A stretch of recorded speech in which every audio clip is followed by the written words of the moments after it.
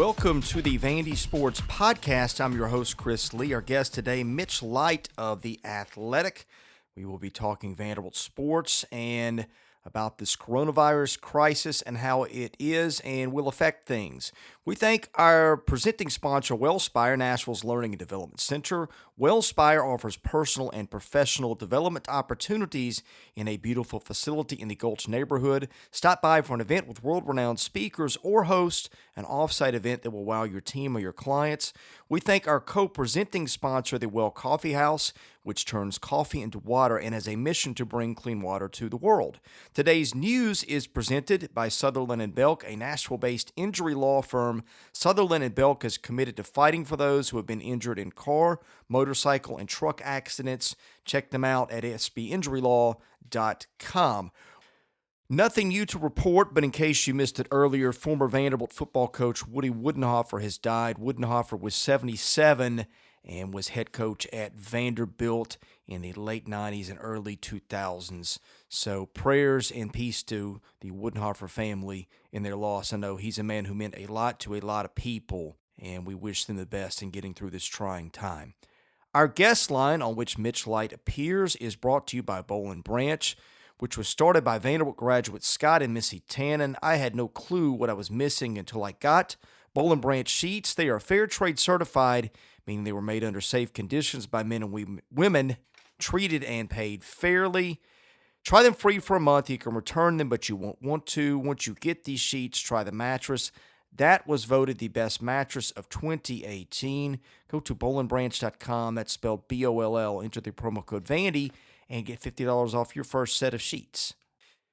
Mitch Light joins us. Mitch works now at The Athletic, where he's the editor for the state of Tennessee. Mitch, thanks for joining us today. I hope you are doing well.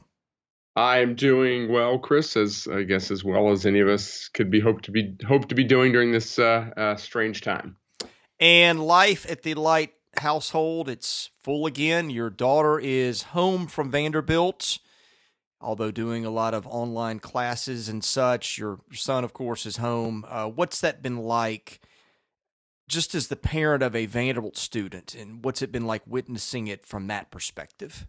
Yeah, well, I will give my daughter credit. She's actually not in here right now in the bonus room with me. I would tell her that she has handled this better than I thought she would. Think back to your college days, especially as your first year as a freshman year, the last thing you want to do is have 2 or 3 months lopped off at the end. So, I've made jokes like on Saturday night when we were getting around to watch a TV show that, just think what else you could be doing on a Saturday night. And, I'm sure you'd just rather be home with us. And so she's managing. She's not the happiest camper, but doing fine. But yeah, so the Lights are fine. My wife's a first grade teacher, so it's not like she can do any kind of like online teaching with her students. So we're just trying to stay busy. I'm a kindergarten and third grade teacher now. I saw a great. You probably saw this. Everyone's probably seen this.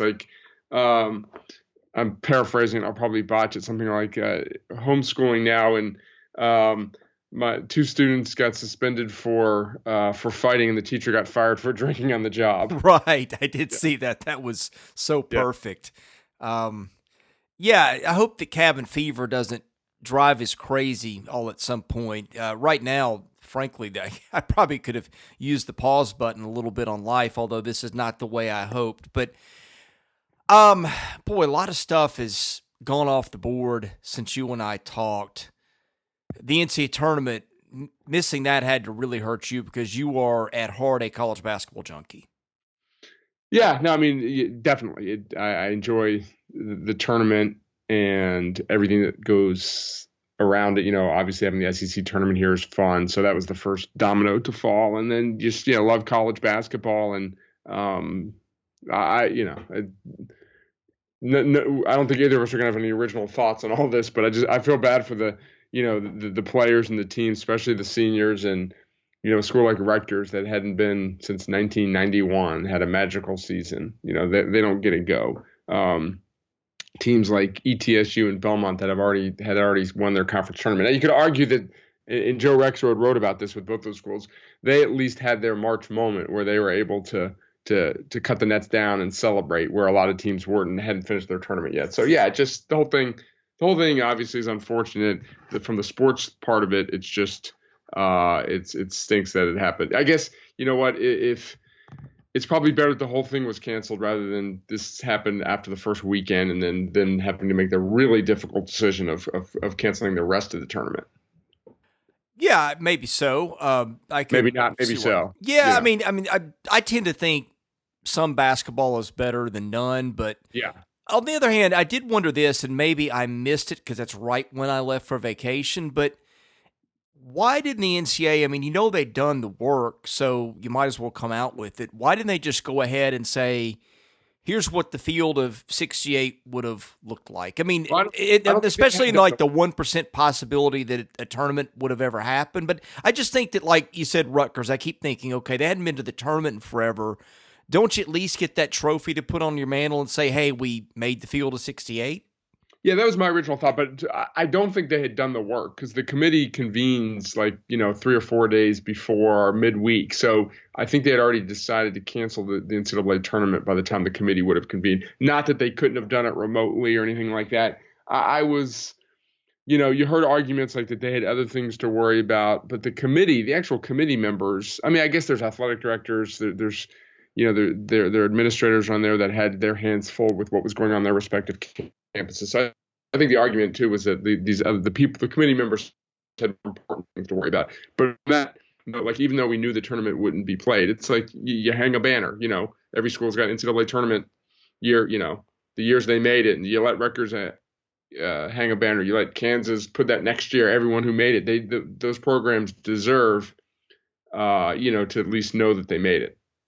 Yeah, and after I asked the question, I started thinking, well, you have a lot of ADs and they've got their own messes to take care of. And so I get it, but I still think you could have figured out a way. But nonetheless, I think the big thing I've got my eye on right now, well, obviously the college football season, how that could be affected. We'll get to that in the mailbag, but baseball is really the one that intrigues me right now with the roster situations and with the draft or not having the draft. Do you have any ideas?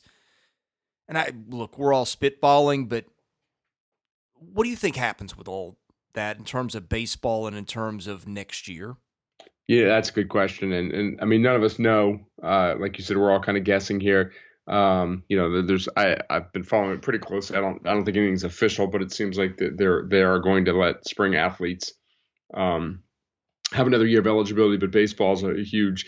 I think they have to expand roster sizes if they're going to do that. There's no way you can constrict because you can't tell these kids to come back and then tell the schools they can't go over was it 35 or 36. And then what do you do there? You tell some freshmen to move on. Well,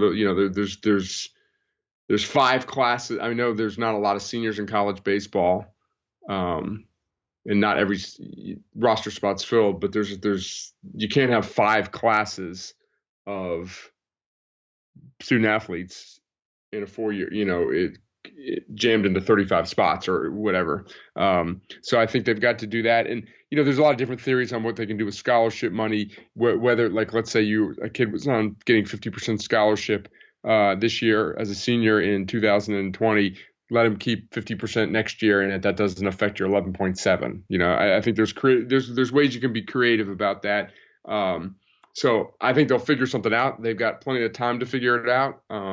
I know Tim Corbin's, keeping an eye on that, and it'll be something that will affect his program. Who comes back next year, and it's not just guys letting seniors back. It's will everyone get another year of eligibility? Not, we'll use Austin Martin as an example. Highly unlikely that he comes back, but if he's back as a junior next year, then he has that year of bargaining. He's got that leverage he can use. That's why juniors leave, because of that year of leverage. Whereas if he's a senior, then he's definitely not coming back. So you can take any of the Vanderbilt, juniors this year. If they come back as juniors again next year, then maybe some of them will come back where normally they would not be coming back. You have the potential, if this played out right, for some really super teams next year. I mean, college baseball, like if it all panned out to where you had stacked rosters where Austin Martins and guys like that came back, and then you had the freshmen, holy cow, you could have some phenomenal teams. Yeah, definitely. And then, but you got some, especially teams like Vanderbilt and all the top teams. There's those playing time is coveted and limited, and you'd have some guys that this year maybe the writing was on the wall where they could already see that they maybe weren't going to play as much. Then they leave, and then there's a trickle down where a bunch of top tier kids from top tier schools drop down, not a level as far as like Division II, as far as maybe from a top 10 program to a top 50 program. So there'd be that many more talented players in college baseball next year. Percentage chance that we see a fall baseball season for college? 0. Okay. I would have said probably less than 10. I don't know if it's 0. It's still being talked about a little bit, but I agree with you. I tend to think that it's unlikely. The other thing that I keep thinking about is the transfer thing. And if the one-time transfer rule goes through, between that and just the chaos that's going on right now, and I wonder like how it affects kids that have gone home now for the school year. Are they more likely to sit and think, man, I miss home. I'd like to go play at a school a little closer. That to me is the can of worms that gets open next, is how does the virus and the absence affect all that, combined with what the NCAA could do with changing its transfer rule for a one-time exception. Where do you think all this is headed? Yeah, no idea. And that's a good point. I mean, kids are, in different frame of minds when they're at home rather than when they're in school. They can't go visit other places. So maybe you were towards transferring, and now I can't go visit that school, so I'm not going to go. I might not transfer. There's eligibility issues too. This doesn't really affect Vanderbilt, but with incoming freshmen, there are a lot of schools out there that have kids who need to get a certain test score, or junior college kids that need to finish classes and stuff. And kids can't be monitored as closely. All schools, especially Vanderbilt, there's a lot of tutors. They've got academic advisors. They need to be sure you're on track. Well, when you're doing your stuff at home, I'm sure there's correspondence and stuff like that, but you're not as closely monitored. So there's a huge eligibility issue too, that will affect kids, not just incoming freshmen and kids already in school. Well, we're all at the point where we're recycling the same conversations, because what else are we going to do at this point? And college football, again, is going to be one we'll get into in a minute and how that could be affected. But give me 2 or 3 under the radar or sort of underrated storylines that maybe aren't being talked about enough with all these things. Well, I think I just mentioned one of them is the incoming freshman and eligibility. Again, that doesn't really affect Vanderbilt, but there's a lot of kids that need to get better test scores, don't get eligible until maybe a summer school class, or junior college kids that don't get eligible until a July semester or anything like that. So that's big. And I think the spring basketball recruiting is huge, because that's one reason also you haven't seen as many turnovers. I don't think there's any Power 5 job that's turned over. Correct me if I'm wrong. And, a school like Vanderbilt was probably, with losing some transfers like Matthew Moyer and Otan Jankovic, was probably going to try and sign a player or two in the spring. I don't know that to be the case, but there's no visits, and, a lot of kids sign in the spring after having, good senior season. So I think the eligibility issue for incoming freshmen, and not just the transfer stuff you talked about, but coaches filling out their rosters with freshmen in spring signing. You said before the podcast, before we broadcast, that you're maybe busier than you've been ever at the Athletic. Explain that. Well, it's sort of circumstance. A couple of things is, there's no games to really write about. But we are, as a staff, as a company, we are really embarking on a lot of projects, evergreen projects. So many different ideas, a lot of great ideas. If you check out the Athletic across all cities in sports, there's a lot of good stuff coming out. Like the Athletic staff right now in Nashville is working on a Nashville Hall of Fame, putting together a 25-member Hall of Fame of Nashville sports. So just like projects like that. And then just editing stories that have been in the hopper for weeks. Right before we got on, I'm editing a story on the Beale Street Flippers. If anybody has seen them perform on Beale Street in NBA games, that's a really long feature. So it's been good. It's been good for me, like I said, keeping busy since we're pretty much stuck at home. So we don't know how long this is going to last at the Athletic. We're trying to keep spitting out good content, and so far we have. You saw Joe Rex wrote something on the 2006 NCAA tournament, Michigan State double overtime game over Kentucky. There's a big series going around about the best NCAA tournament games I've ever covered for the college basketball writers. So that's an example of the evergreen type content that the Athletics kind of trying to spit out over the next few weeks or month.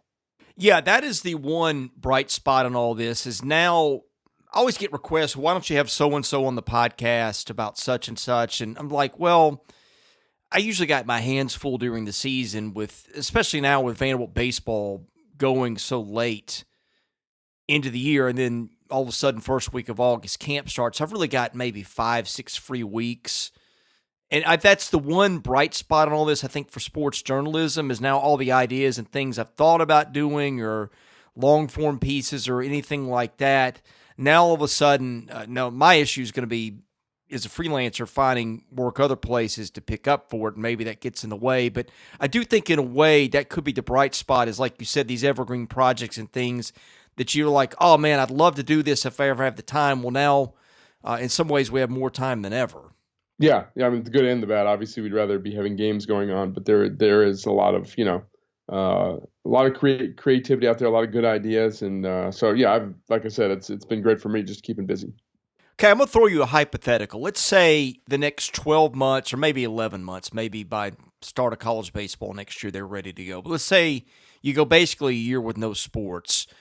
What will you have missed the most from a media standpoint, and what will you have missed the most just from a sports fan standpoint?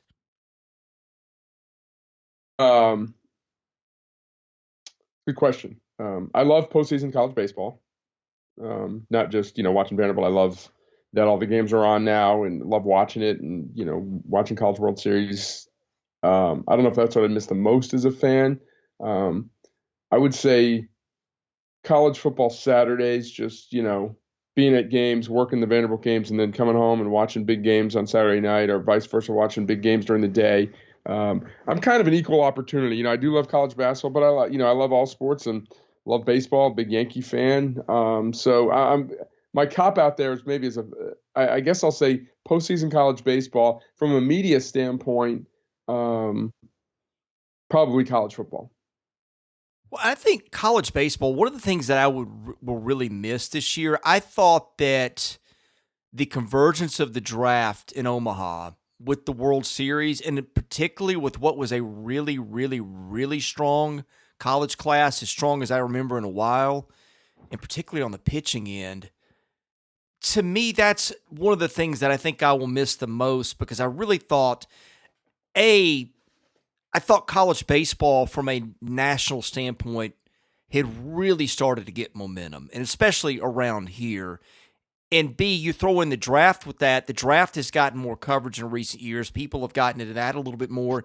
I really hate the missed opportunity that is going to go off the board for that now. I think that is one of the bigger regrets that I will have is that we miss seeing how that would have played out. Yeah, hopefully we just pick that up and next year. I'm sure the draft will be in Omaha next year, but you're right. College baseball gains momentum every year, and it gets bigger and bigger.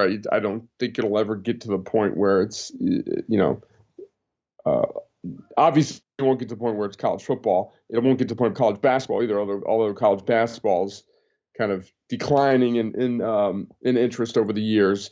But I think college baseball has grown tremendously.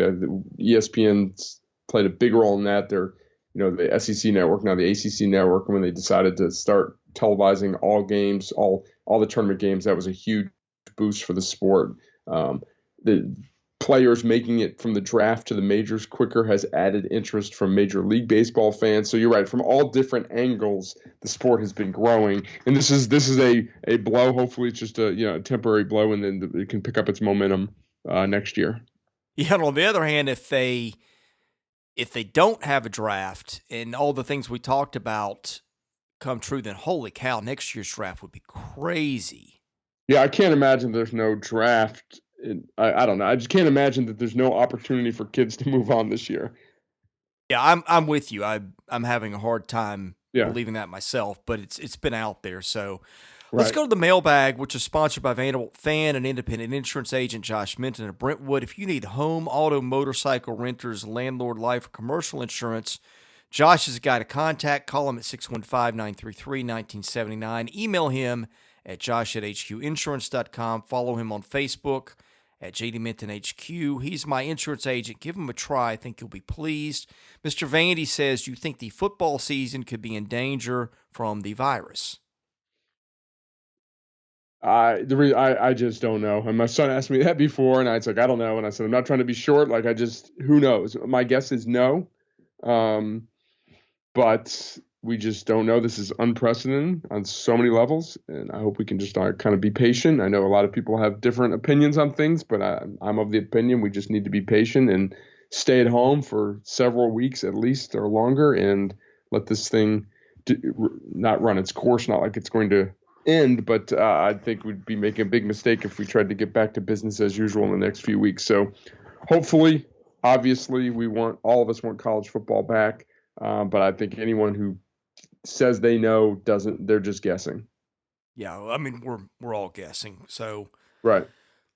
Raiders 1967 says several threads in the war room relate to discussions of great view athletes and memorable games. What does Mitch consider to be the most significant victory in basketball and most significant victory in football in the history of Vanderbilt athletics? Well, that's a good question. Significant. So not like bet. We obviously have talked a lot about the Shane Foster game as a great moment. Significant victory. I mean, you could go back decades. So I'm kind of stalling here. I'm thinking football. I'll help you out. They had like the LSU game and what was it, 33, and they also had they tied Michigan back like turn of the century. I mean, I'm not I'd go modern day though. Yeah, but I mean modern day. Your list is short. To say 2008. 2005 Tennessee game, but I actually think the 2011 Tennessee game at home, James Franklin first year was probably more significant because it just, I don't know, it felt like the streak ending was huge, but it just felt like there was more momentum with the James Franklin win, and that turned out to be true. So I think that was as big of a win as the school has had. I mean, the Kentucky win in 2008 to get bowl eligible, to get that monkey off your back was very important as well. Basketball, it's harder to say because there's so many more games. Getting to Sweet 16 games are always big. There's been a lot of regular season. Here's one. The Tennessee game in 2004, where Matt Frigie had that big second half that basically, I guess this isn't true because at the time we all thought, and this is before, this is 2004. Obviously the internet was around, but I don't think at that point we had as much information about the bubble and all that. The thinking was that Vanderbilt needed to win that game to make the NCAA tournament, ended up going 8-8 in the SEC that year. But then had two good wins in the SEC tournament, or one good win, beat a really good Mississippi State team. So let's say Vanderbilt does not beat Tennessee in that game in 2004, finishes 7-9, then their draw in the SEC tournament is different, and they don't have the opportunity to beat a Mississippi State. So let's say they don't make the tournament there, then Kevin Stallings might get fired. Well, they win that game, end up going to Sweet 16, and then have two okay years, probably one disappointing year, and then embark on a run of 7 tournaments in 11 years. So I know there's a lot of differing opinion on Kevin Stallings, but he had a great run of 7 and 11. So I think that win over Tennessee for what it led to was very impactful. Yeah, and I'll give you another one for basketball. I think that the Shane Foster tip-in to beat Tennessee in what was it, the second conference game? Yes. Of 07-08. They're 0-1, I think, at that point. I believe from memory they had lost at Auburn. And they'd lost, I think, to Appalachian State a couple weeks before and somebody else. Furman, I think. Yeah, Furman. Yeah, App State maybe in the tournament and then Furman at home. Yeah, you could just feel it in the air that, like, he was on thin ice. And then that happens. And ever since Byers missed that shot and Foster tipped it in, I mean, it seemed like it really changed the next I don't know, the trajectory of the program for the next several years at that point, because that's when they really got on that roll where they made the tournament most every year. And I wonder if that tip-in doesn't happen, then how does that go? Right. Do they lose hard? And I'm not going to say pack it in, but it's easier to play with a little pep in your step and some things going your way than when you're on a losing streak and you got some bad losses and you start to let self doubt creep in. Yeah, no doubt. No doubt that was a big one. You can find a lot of regular season basketball games that really change the momentum both ways. So you could find, but I think you're right. I think that the Tennessee game I mentioned in '04 and that Tennessee game that your reference was very important as well. Yeah, boy, it's hard to pinpoint one. I mean, I would say the easy one is if Jeff Green gets called for traveling, then they're in the Elite Eight at a minimum, and God knows what happens from there. That would Which have was been, already a great season to get to the Sweet. Like yeah. I'm not downplaying the significance of that, but it wasn't. That was already a memorable season. No, but here's the significance. They'd never gotten further than the Elite Eight, and they at Right. least get there again. And it's a different environment because you can win more games to get there. I think one that, in hindsight, I appreciate this a lot more. I don't know that it was significant in a way that like it got them anywhere, but I think winning the SEC tournament, beating that Kentucky team that was frankly one of the last dominant college basketball teams I remember. Again, it didn't carry significance with it in the way I think the question meant, but in terms of just a skin to have and what you did and something to show how good that team really was, I think that win to get the SEC tournament that year was a big one too. Yeah, definitely. And that was a great Vanderbilt basketball team that, lost a close game to Wisconsin, a good Wisconsin team. And, I was, you want to talk about, and this isn't a shot at John Jenkins, had a great career, but I forgot the guard for Wisconsin. That game basically came down to two big shots. Wisconsin's All-American hit it, and Vanderbilt's All-American didn't. There's obviously a lot of other plays there. But that was a great Vanderbilt team and like you said, a great win over a Kentucky team that was just loaded with future NBA players. The Western Michigan one, it wouldn't be most significant, but winning that game in the tournament, that snapped a little bit of a drought where they hadn't won one in a while, too.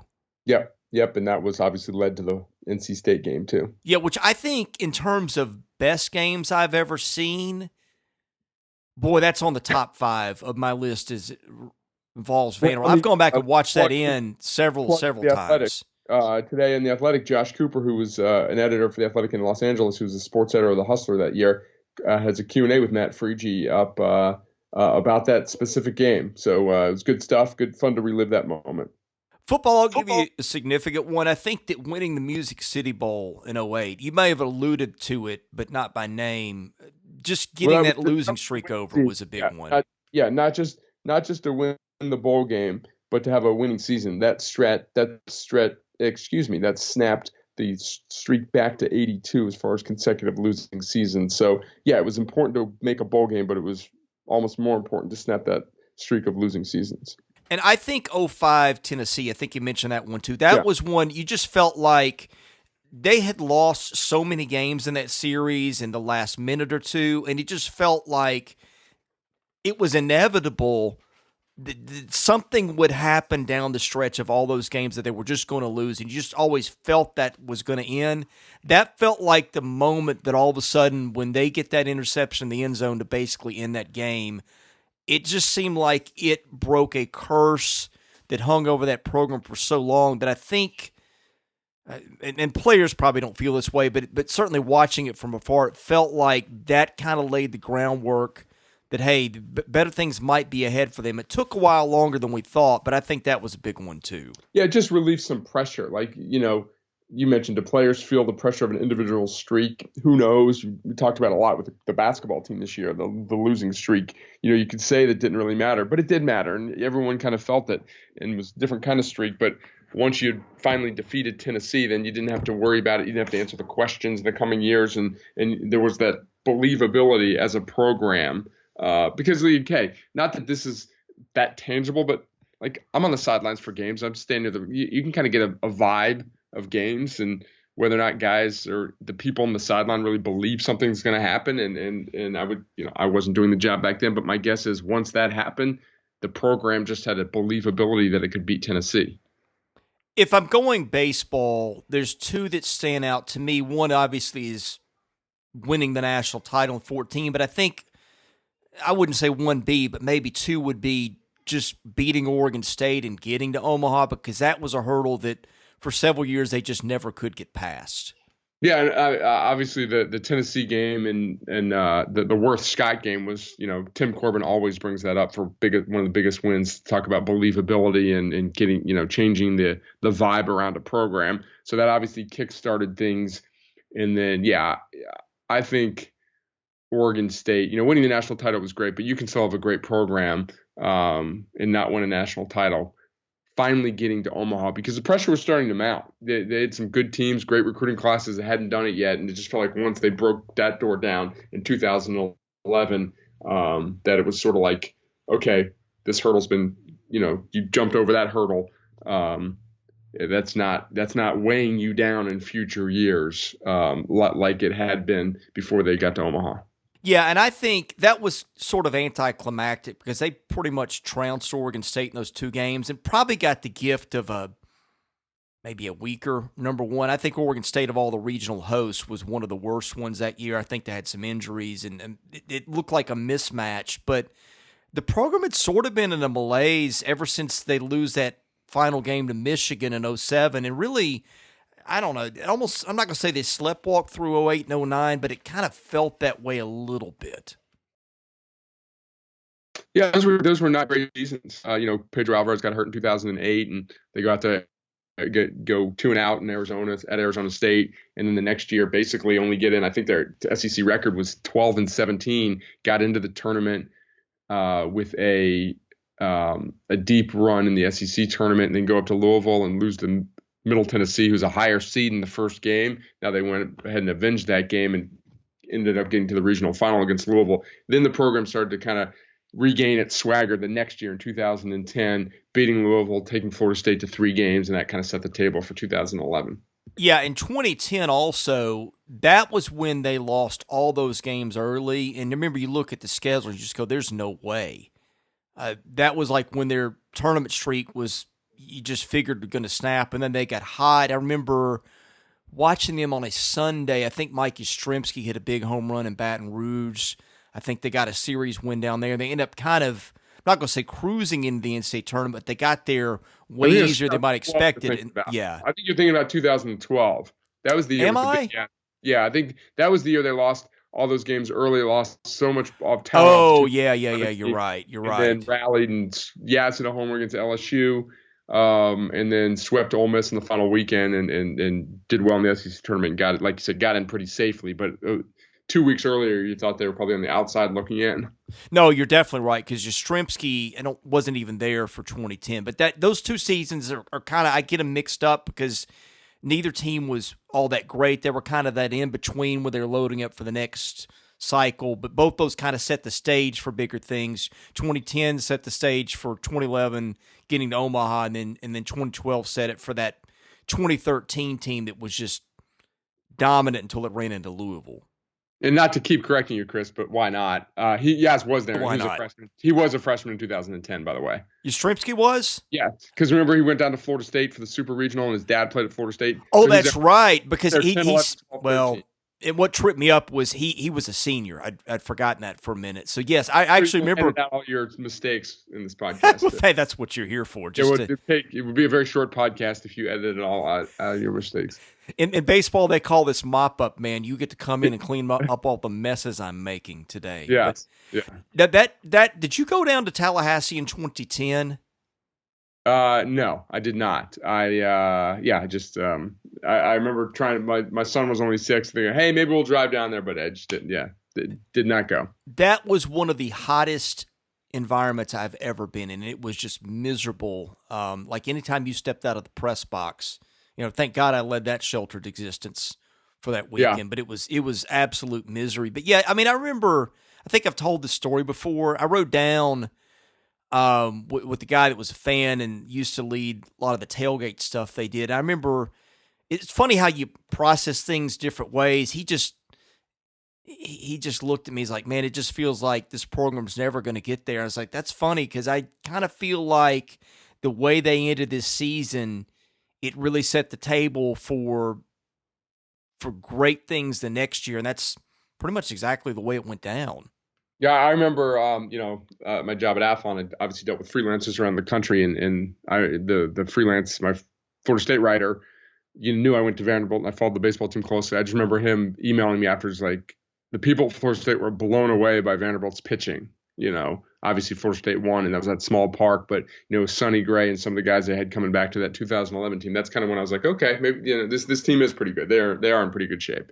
Yeah, I went down. I went with my buddy Nate, and then I also went with Thomas Samuel, who was Sure. I think that was his last year as media relations director. Thomas was just one of the all-time great guys, and just so funny as well. But we went out and ate with a bunch of Florida State fans. I forget how we had that set up. Now I remember. I was talking with the Rivals guys down there, and we all got together, and I had some fans that met us for dinner. I just remember the night before that started, like, you would talk to their fans, and the whole thing was like, hey, it's so nice that Vandy can be down here, but they didn't think for a second that they were going to lose that regional. Yeah, that was kind of the height of Florida State. They seems like make it Omaha every year, and they had and have a great home field advantage. Well, with that, I will let you go because I know you've got stuff to do. Tell folks about where they can follow you on Twitter and what you've got coming up at The Athletic, to which I'm a subscriber. Well, first at Athlon Mitch, and like I said, we will have our Nashville Sports Now, wait Hall a minute, of Fame. wait a minute. Now it's my turn to correct your message. What was that Twitter handle again? You said at Athlon Mitch. Oh, sorry, I'm daydreaming. Yeah, not good. At Mitch Light. Thank you. I want to make you feel good by screwing up myself. Exactly. And we are working on a Nashville Hall of Fame, which will be out later this week, and maybe we do a pod next week. We can debate some of the Vanderbilt people who made it and did not make it. Well, and then not just that, but just I think that discussing the field alone would be very interesting. Yes, I agree. Mitch, take care, and thank you for joining us today. All right, Chris, take care, bud. He's Mitch Light. I'm Chris Lee. Thank you for listening to the Vandy Sports Podcast.